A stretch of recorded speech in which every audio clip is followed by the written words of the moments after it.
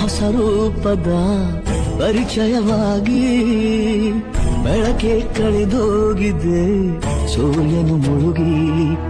ನೀನು ಒಳ್ಳೆಯವನು ಅಥವಾ ನೀನು ಕೆಟ್ಟವನು ಎಂಬುದರ ಮೇಲೆ ಜನರು ನಿಮಗೆ ಬೆಲೆ ಕೊಡುವುದಿಲ್ಲ.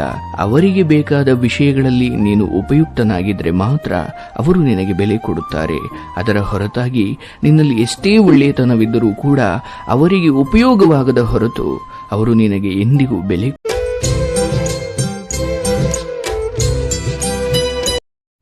ನಮಗೆ 1000 ಜನ ಫ್ರೆಂಡ್ಸ್ ಇರಬಹುದು, ಆತ್ಮೀಯರಿರಬಹುದು, ಇಷ್ಟಪಡೋರಿರಬಹುದು.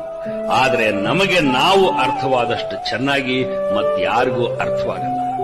ನಮ್ಮ ಬೆಸ್ಟ್ ಫ್ರೆಂಡ್ ನಾವೇ.